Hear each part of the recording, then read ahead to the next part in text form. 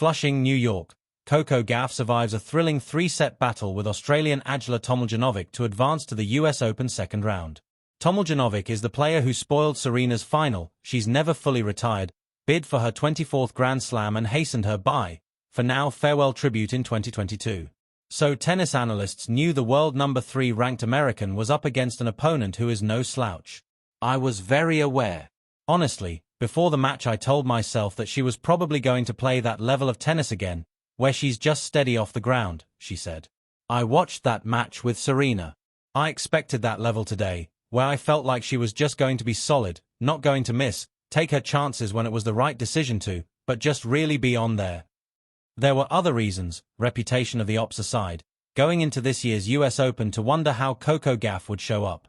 She won the French Open, d'Arena Sabalenka, but was knocked out in the round of 16 in Montreal by tournament Cinderella, Victoria Mboko, Can. She logged 16 double faults and 63 unforced errors in Cincinnati, falling to Jasmine Paolini, ITA, in the quarterfinals, and she made the risky move of making a coaching change by hiring a serving expert just days before the US Open started. There was a strong reason to believe that she, well, wouldn't believe. Coco has been in the WTA's top 10, currently sitting at world number 3, since 2022. She holds 2 slam titles, 2023 US Open, 2025 French Open, to back it up, but her serving and forehand weaknesses have been her Achilles in being truly confident in her standing. That said, changing the rhythm before one of tennis' biggest dances, with a giant killer as your first-round partner was a risky proposition. Coco, known for her outstanding work ethic, is a fighter, however, and whatever she lacks in consistency she typically makes up for it with sheer grit and determination. She was gonna come ready, even if there were reasons not to be. Coco, the hometown frontrunner, predictably started the match a little off-kilter. She quickly dropped her service game out of the gate for 0-1. But it didn't take long for her to steady herself and recovered by breaking Tomljanović at 2-3 to get back level. Then with that little injection of relief and the raucous backing of her hometown supporters, her confidence rose. She locked in.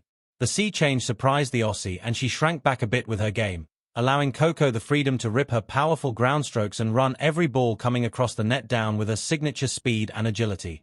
She ended up taking the first set 6-4. Both women started the second set with guns a-blazing, playing high-risk tennis and launching ground strokes like rockets.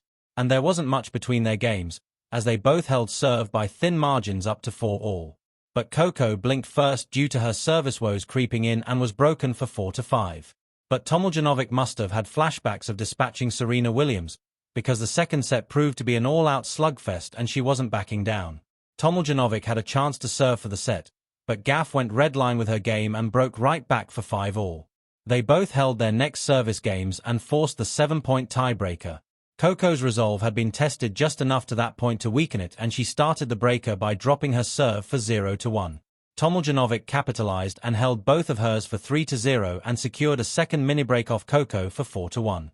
The American was just too nervous and the gap too wide for her to close, so the Aussie took the set 7-6-2. But that grit. You can never count Coco out when she's down. Coco simply shook off the disappointment, put her head down, and went right back to work. Her opponent was up to the task, though, and didn't make it easy. The Aussie is ranked number 84 but was playing easily top 10 tennis against her.